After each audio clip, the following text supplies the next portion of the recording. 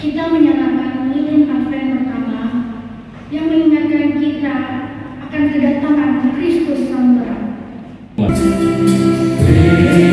Kristus terang bersinarlah di gereja.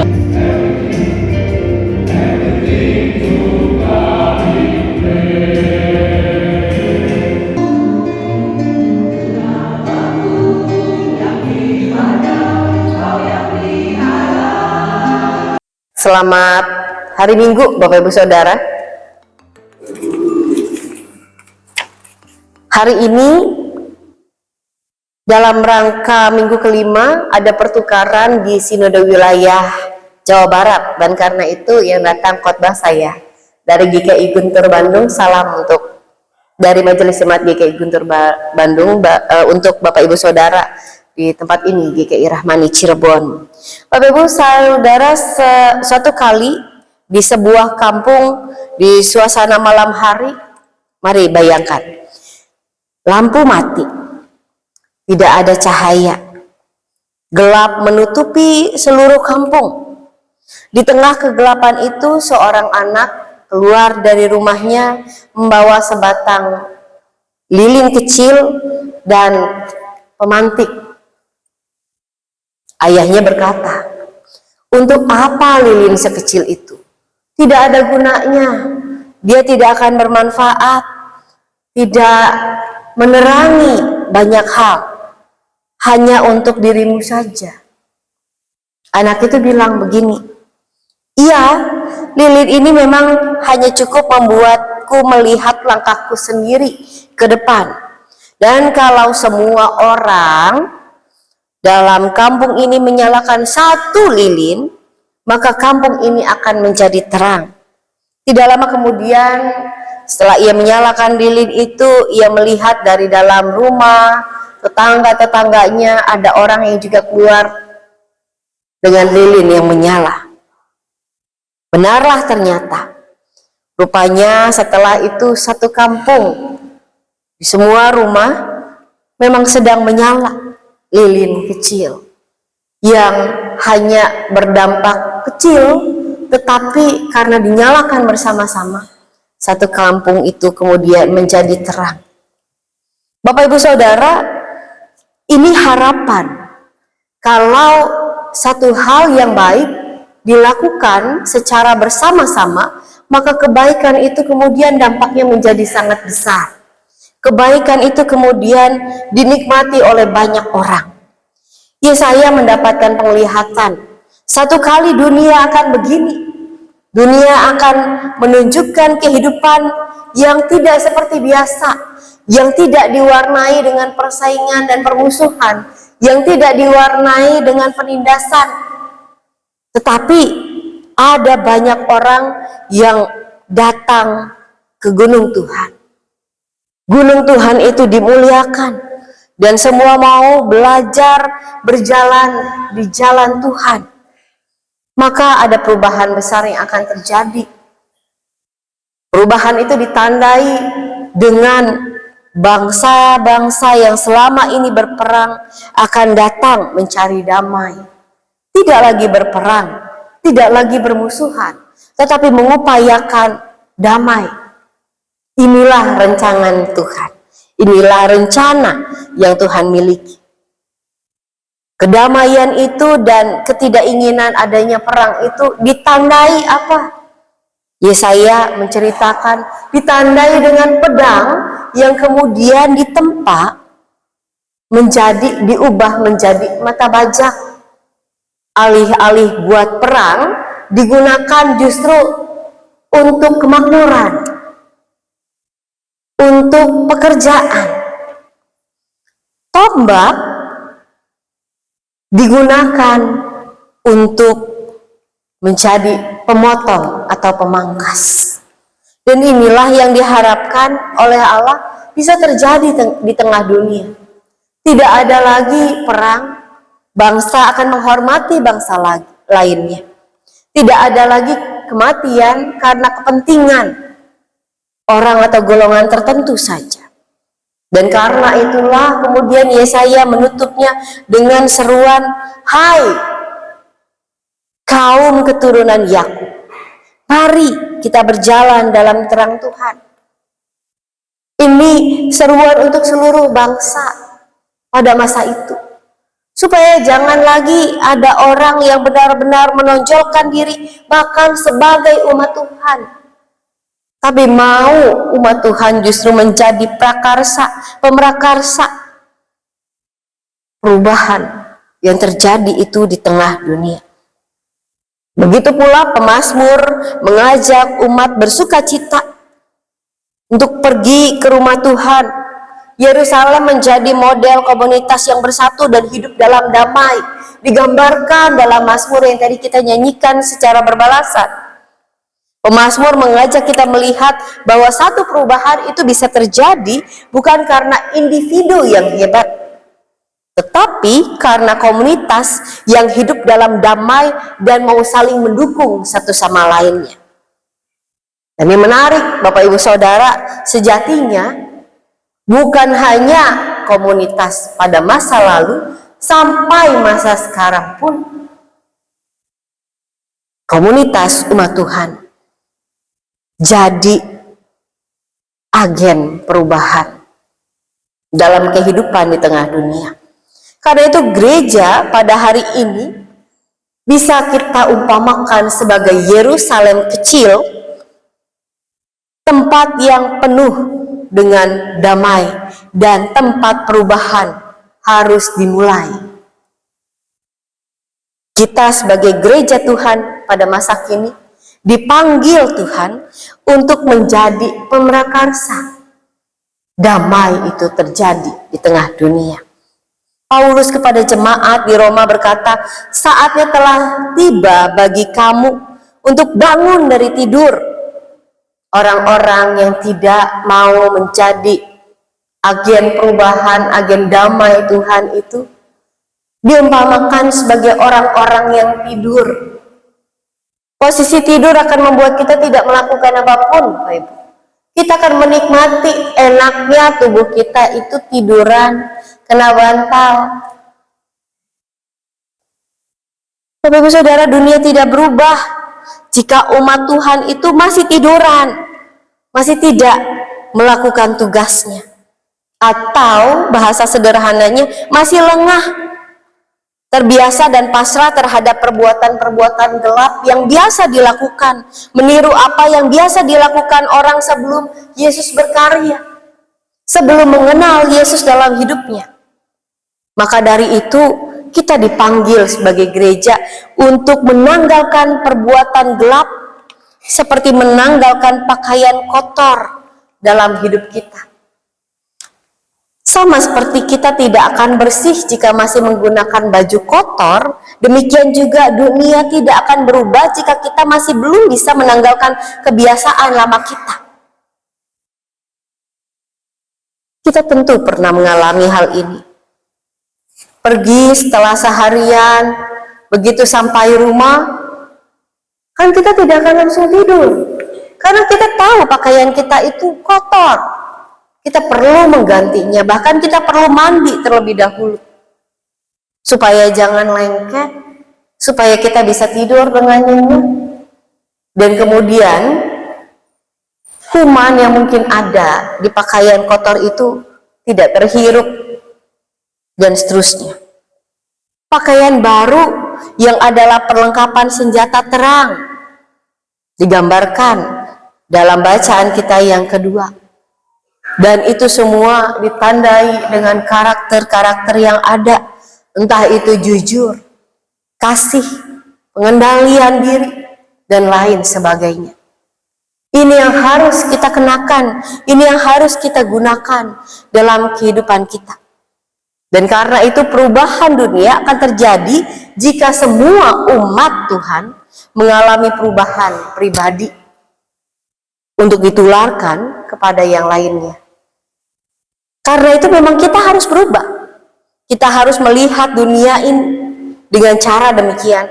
Kita harus melihat dunia akan berubah memang dimulai dari perubahan pribadi, tetapi secara komunal dalam komunitas kita. Dan karena sudah ada perubahan di tengah komunitas, perubahan ini akan menular kepada orang lain di luar komunitas kita sebagai gereja. Bapak Ibu Saudara, pernahkah mendengar bahwa tahun 1943 ada peristiwa besar Nazi berencana menangkap seluruh orang Yahudi dan membunuh mereka semua? Itu terjadi juga di Denmark. Tahun 1943 terjadi penangkapan besar-besaran terhadap orang-orang Yahudi. Bagi orang-orang Yahudi, ini adalah peristiwa yang sangat menakutkan. Mereka tidak bisa mencari perlindungan, mereka tidak bisa mengamankan diri mereka sendiri. Tapi ada yang menarik, Bapak Ibu Saudara. Pada saat itu di Denmark itu tidak ada komando, tidak ada perintah dari pimpinan resmi. Tetapi orang-orang Denmark secara bersama-sama menyembunyikan, menolong, mengungsikan tetangga mereka yang orang Yahudi. Dan karena itu dalam 10 hari lebih dari 7.200 orang Yahudi paling tidak bisa diselamatkan. Dan peristiwa ini dikenal dengan a miracle of collective goodness, yang dilakukan bersama-sama satu daerah. Begitu banyak yang bisa diselamatkan karena semua orang bergerak dengan cara yang sama, dengan kerinduan yang sama. Tidak ingin ada lagi pembantaian, tidak ingin ada lagi orang yang harus mati karena penguasa pada saat itu. Ini yang diharapkan terjadi, yang dimulai dari gereja. Maka pertanyaannya, kapan hal-hal seperti ini kemudian harus kita lakukan sebagai gereja? Kapan perubahan itu harus kita mulai? Kalau ditanya kapan, maka jawabannya sekarang. Tidak perlu menunda lagi. Tidak perlu menanti-nanti.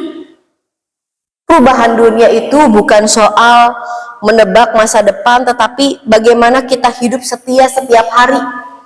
Yesus menyampaikan pesan tentang akhir zaman, Bapak Ibu Saudara. Akhir zaman itu harus dinantikan dalam keseharian.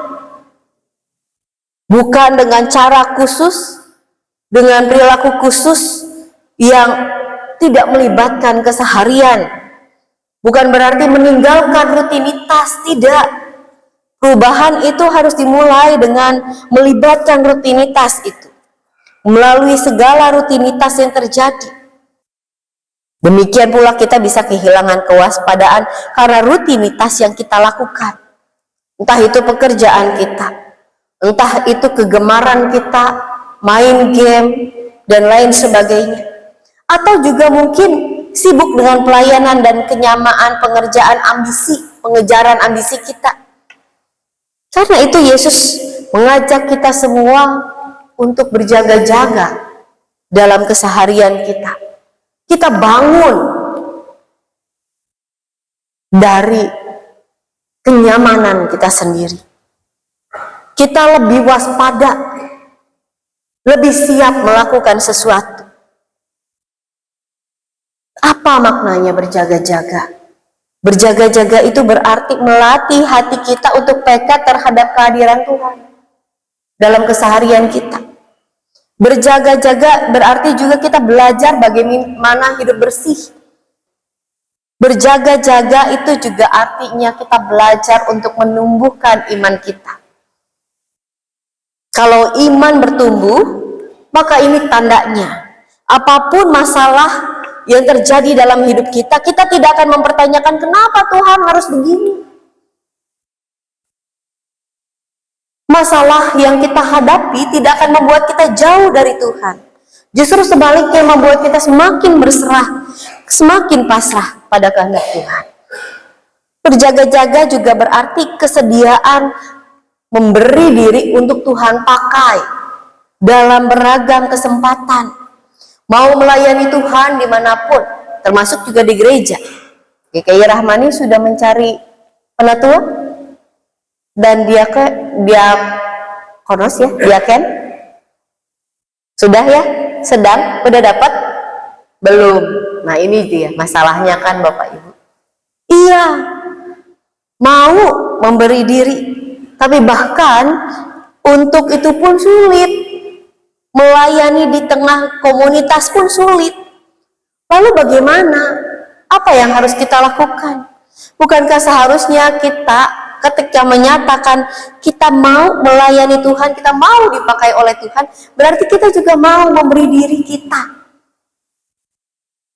untuk melayani Dia di tengah umat Tuhan. Tidak seorang pun dari kita tahu kapan Tuhan datang. Dan karena itu sekalipun hidup kita ada dalam rutinitas, jangan lupa untuk berjaga-jaga. Kita peka, kita siap dipakai Tuhan, dan kita tidak tertidur dengan rutinitas kita itu. Tidak terjebak dengan itu semua. Orang yang mau berjaga-jaga akan menjadi pembawa perubahan sejati setiap saat dalam hidupnya. Apapun rutinitas yang tengah ia lakukan. Dan jika itu kita lakukan, kita semua akan membawa perubahan melalui hidup kita setiap saat. Bapak Ibu, engeh dengan gambar ini. Itu ada tangga manusia, rantai manusia ya. Di bawah itu apa? Dan orang bisa bekerja sama untuk melakukannya. Kalau sendirian ini mustahil untuk dikerjakan. Tetapi karena dilakukan bersama-sama, maka ini mungkin untuk diwujudkan. Begitu juga membawa perubahan kepada dunia. Dilakukan satu orang tidak mungkin bisa terwujud. Tetapi ketika ini dilakukan oleh semua umat Tuhan, maka sangat mungkin perubahan terjadi di tengah dunia ini. Maka ini panggilan bagi kita semua. Kita harus kerjasama untuk mewujudkannya. Kita harus bekerja bersama-sama untuk mewujudkannya.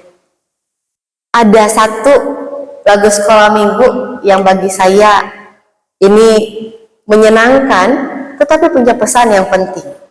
Lagunya judulnya Kita Kerja Sama-Sama. Kata-katanya itu, kita kerja sama-sama. Kita kerja sama-sama, sama-sama, sama-sama. Kita kerja sama-sama, senangnya hati. Kerjaku, kerjamu, semua buat Tuhan. Kita kerja sama-sama, senangnya hati.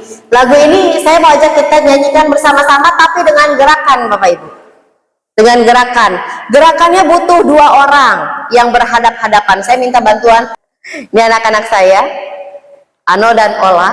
Mereka akan mencontohkan hadap-hadapan. Sebenarnya nanti tujuannya itu akan saling bergandeng tangan ya dengan depannya, tapi dimulai dengan tangan kanan.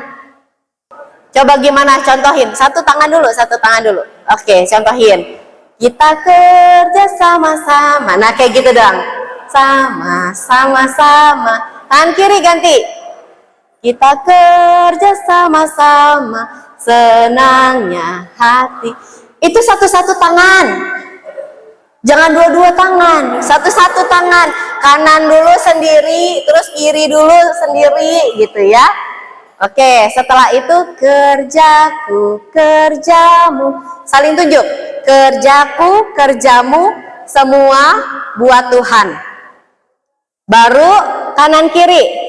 Kita kerja sama-sama, senangnya hati, gitu ya.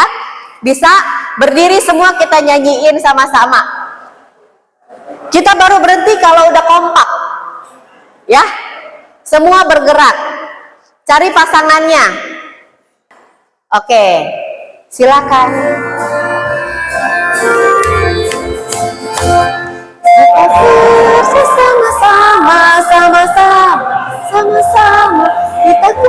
Ganti tangan. Hati kerjaku semuanya buat Tuhan kita dua tangan. Senangnya hati bekerja sama-sama. Kiri